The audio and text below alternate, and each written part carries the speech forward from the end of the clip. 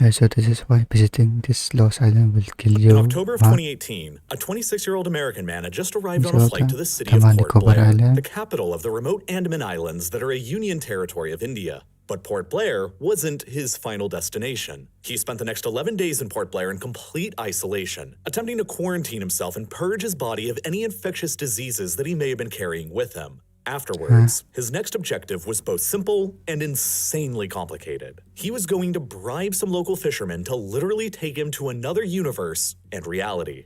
You see, Port Blair is a modern city home to more than 140,000 people, a major naval base of the Indian Navy, and has more than a dozen direct flights to cities across the rest of India. It is majorly integrated with the 21st century globalized world that everyone watching this video is familiar with. And anyone can fly there from New York City for less than $2,000 or from London for less than $1,000. And yet, only 50 kilometers to the west of modern Port Blair is a largely untouched relic of humanity's very distant past that nobody is ever allowed to enter under any circumstances. North Sentinel Island. The island is roughly the same area as Manhattan, surrounded by coral reefs with a thin strip of beach around its entire perimeter and nearly entirely covered by a dense jungle, making it impossible to see anything on the surface from above. And it is also home to the Sentinelese, a small hunter-gatherer tribe that has existed there in isolation for tens of thousands of years. They continue to have no knowledge that the year is still effectively the same as 20,000 BCE, and they have no knowledge or comprehension of the modern city of Port Blair, just 50 kilometers away to their east with regular flight services operated by Airbus aircraft. As such, the tribe is often considered to be a so-called uncontacted tribe, a rare, living relic of humanity's distant hunter-gatherer past that somehow remained lost and forgotten. North Sentinel Island is in a different universe from ours, but that hasn't stopped people from ours attempting to interfere with theirs. Over the centuries, many from our world have gone to the island and attempted to establish contact with the Sentinelese, but all have failed because the Sentinelese usually attack and attempt to kill anyone who has ever tried. They see every attempt by our world to interact with them the same way that we would see an advanced alien invasion of our planet, and as such, they usually respond quite aggressively. And in order to respect the tribe's clear desire to be left alone from our world, the Indian government has sealed it off to all of us, enforced by a 3 nautical mile wide no-go zone that is illegal to enter and patrolled by the Indian Navy. This is the world that John Allen Chow, the 26-year-old American man from our world, was attempting to enter when he flew to Port Blair in 2018. His objective was to spread one of our religions to them, Christianity, and it would ultimately cost him his life with unknowable consequences to the Sentinelese as well. The news of his fatal journey from our world to theirs would generate headlines and publicity all across the world for years, and it would become one of the most talked about events for the entire year of 2018. But in order to understand the whole story, you need to understand how the Sentinelese managed to become so isolated and uncontacted by the outside world in the first place. It had been long believed that they were direct descendants of the very first wave of modern humans that left the African continent for Asia around 50 to 75,000 years ago. But it's now believed that the first humans who made it to the Andaman Islands arrived around 26,000 years ago, back during the last glacial maximum when the global sea levels were significantly lower than they are today. At that time, the Andaman Islands were connected to modern-day Myanmar by a land bridge, so Paleolithic-era hunter-gatherer tribes managed to simply walk over to it. But over the preceding millennia, the glaciers retreated and the oceans rose, and the Andaman Islands became the islands we know them as today, with thousands of Paleolithic hunter-gatherer tribespeople remaining trapped on them.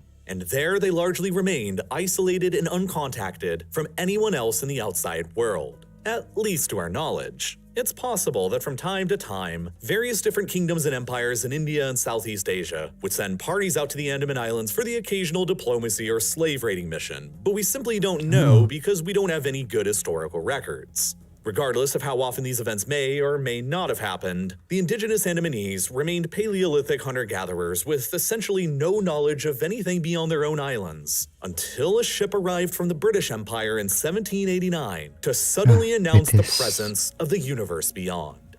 The British had come to these remote, far-flung islands in order to set up a difficult-to-escape-from penal colony for Indians who were rebelling against their growing conquests over on the subcontinent. That penal colony eventually became the modern city of Port Blair. And at the time of that ship's initial arrival in 1789, there were around 7,000 uncontacted indigenous people of the Andaman Islands, made up of dozens of different tribes, including about 10 on the island of Great Andaman alone: the Jangil, the Jarawa, the Onge, and, of course, the Sentinelese. And the arrival of the British and their Indian prisoners to this small, hitherto unknown universe continued on the trend that began when Christopher Columbus led the first visitors of the Old World to the New World back in 1492. They carried with them diseases like measles, influenza, and smallpox that their people had gradually acquired genetic resistances to over thousands of years of dense civilization, agriculture, and livestock domestication. The indigenous peoples of the Andaman Islands, just like those in the Americas, had no resistance to any of these diseases, and so the diseases quickly annihilated most of them. It didn't also help that the British introduced dangerous substances to them like alcohol and opium that they had no history of experience or restraint with. The indigenous population of Great Andaman, where the British established Port Blair, was quickly replaced by Indians and Britons of the Old World, and most of the indigenous survivors either assimilated or went extinct. The only major exceptions were the Jarawa tribe in the far south of Great Andaman and the Sentinelese, who remained largely isolated from the chaos caused by Port Blair's establishment because they were on a completely different and much smaller island of no strategic value. So nobody from the outside world is known to have ever contacted them on their island until a merchant ship of the British Raj just happened to wreck itself there in 1867.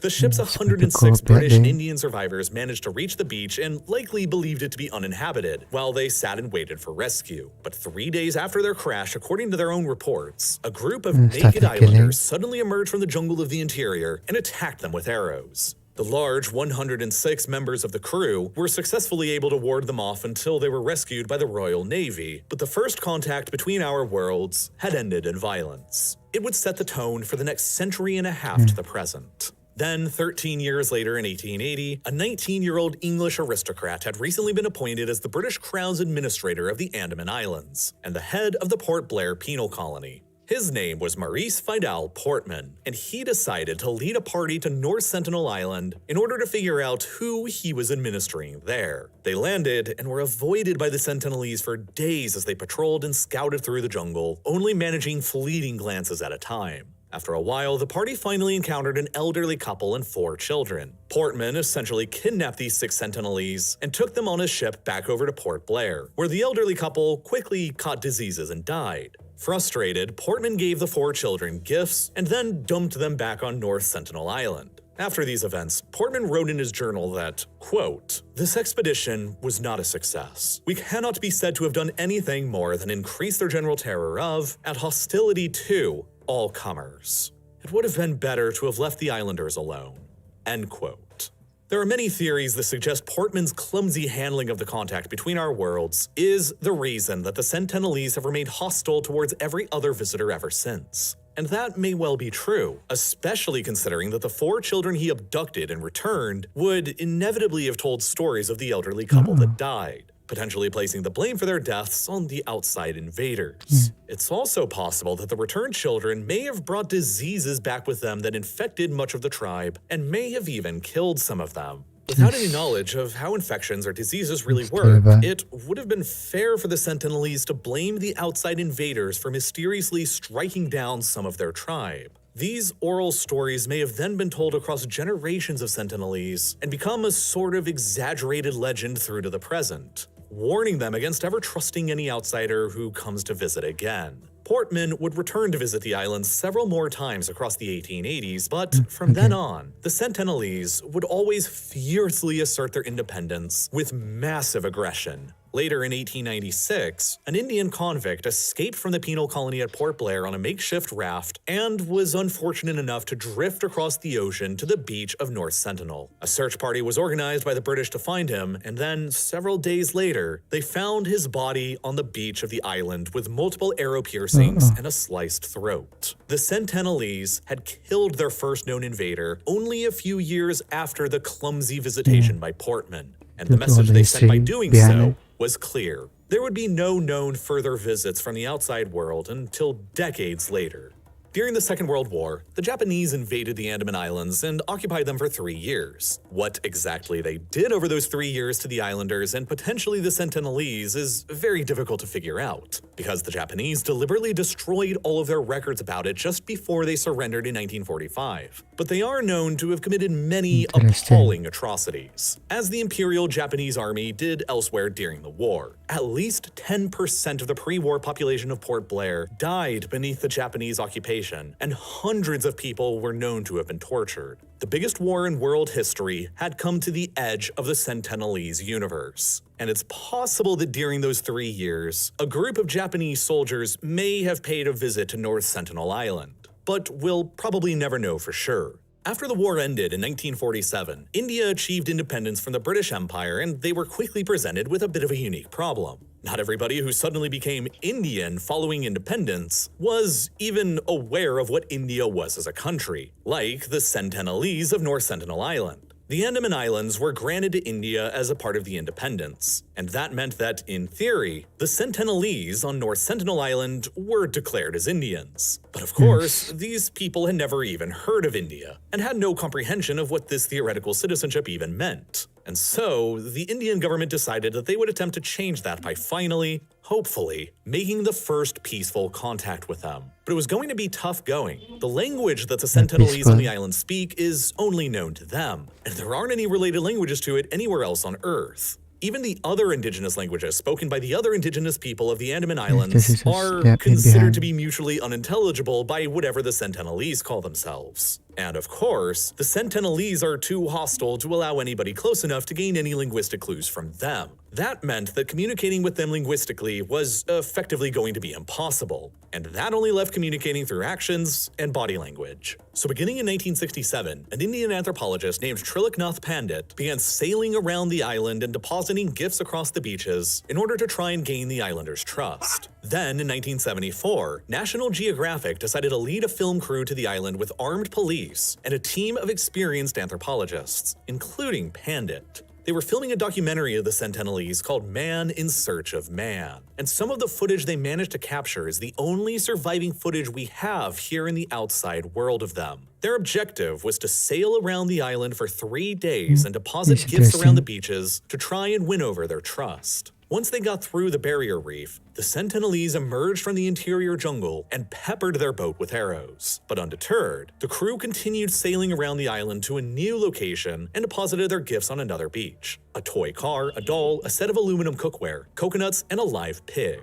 Then, the Sentinelese emerged from the jungle again, and one of them fired an arrow at the boat that struck the documentary director in his thigh. The man who fired the arrow was observed to laugh hysterically, and then, to make their point even clearer, they speared the gifted doll and pig alive and buried each in the sand, took the coconuts and the cookware, and retreated back into the jungle. The documentary project was a failure, and not wishing to escalate the situation with them any further, National Geographic canceled it and withdrew. But Pandit, the head Indian anthropologist here, was undeterred and continued making visits to the island and leaving gifts with them for years, determined to eventually establish friendly contact with the Sentinelese. He and his team made many recordings of the tribe during their visits and gift drops, and things seemed like they were going pretty well. In 1975, he led the King of Belgium on an overnight cruise just offshore the island. But other visitors from the outside world occasionally found themselves washing up on the island's beaches as well. In 1977, a cargo ship called the MV Russley ran aground on one of the island's coastal reefs, and then just 4 years later, in 1981, another cargo ship registered in Panama named the MV Primrose did the same thing.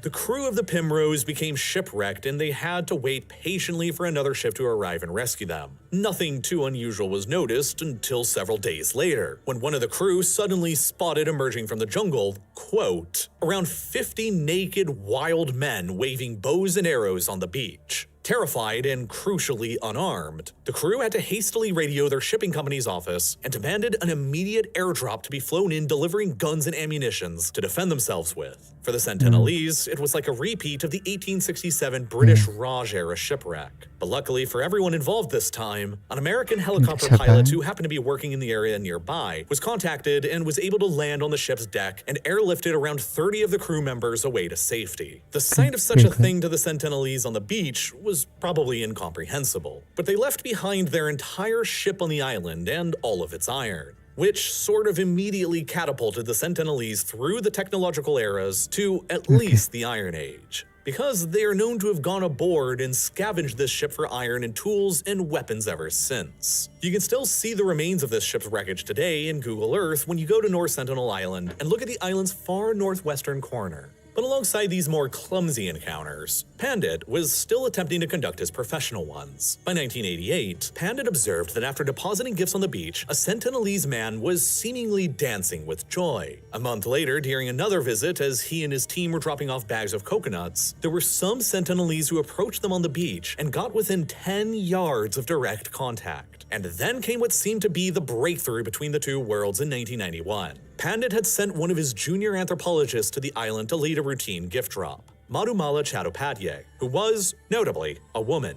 She reported that during this gift drop, the Sentinelese waded out into the waters directly to the boat to accept their gifts, the first time that anything like this had ever happened. She suggested that her presence as a woman signaled to the tribe that her crew didn't have any aggressive, warlike intentions, and that made them more trusting. The following month, Pandit and Chattopadhyay each went to North Sentinel Island together and were stunned to witness around a dozen of the Sentinelese rushing out directly to their boat to greet them. And then shortly afterwards came the breakthrough photograph. Pandit and his team from our globalized, modern world were right there in the water side by side with the uncontacted, Paleolithic hunter-gatherer Sentinelese. And for a moment, each of them held the very same coconut together in their hands. It was the culmination of 24 years worth of Pandit's efforts to achieve a friendly contact with them, and he and his team withdrew shortly afterwards, delighted with the success. But the very next year in 1992, Pandit turned 58 years old and was hit with a mandatory retirement age. He would never visit the island again after that initial friendly contact, and the Indian government decided to ban all future visits from the outside world shortly afterwards. North Sentinel Island was sealed off with a 3 nautical mile wide no-go zone that would be patrolled by the Indian Navy based nearby at Port Blair. Nobody, for any reason, would ever be allowed to travel to North Sentinel Island ever again, both for the protection of the Sentinelese themselves and for the protection of what the Sentinelese might do to anyone else who visited. But that wouldn't stop future visitations. After the island was indefinitely sealed off, the first known visit that came next was in 2006, and it was accidental. 2 Indian fishermen were illegally fishing in the no-go zone and had likely gotten blasted drunk on wine. Their boat drifted a little too close to the island and then washed up on the beach. Other fishermen who were illegally fishing in the same area claimed that they then witnessed a group of Sentinelese approach the boat with hatchets before hacking the 2 men to death. A helicopter was later dispatched to the island to investigate, but the Sentinelese drove it away by shooting arrows up at them. The Sentinelese allegedly later hung the bodies of the 2 men up on bamboo poles on the beach, facing outwards to the ocean as if they were scarecrows, a warning to the outside world to never come visit again. The fishermen's deaths were never further investigated or prosecuted by Indian authorities. And then nobody else ever did come again until the American Christian missionary in the fall of 2018. He came unprepared, and after repeatedly visiting the island over a period of several days, the Sentinelese killed him as well, and he is now at least the 4th body from our world that remains on that island without any ability to recover. The Indian government has given full legal immunity to whatever the Sentinelese do on their island, including killing anyone who's foolish enough to disregard their laws and visit. So don't ever do it, and stay alive. It's not worth visiting, and it's not worth risking the lives of the Sentinelese with your diseases either. They have shown multiple times over decades that they want to be left alone from us, and I believe that we should respect their wishes. The island is sealed off to the outside world for a very good reason, and it's basically the real-life version of the Prime Directive from Star Trek. The closest you'll ever be able to glimpse it is while flying on an Air India flight into or out of Port Blair, which often will take you directly over the island and offer you the only view you can ever have into another world. That was an interesting video. I guess this is just slip them along to know about the recent killing. So they're still hostile to other people, and it is the right to do so. All the history behind it. Let's have a video.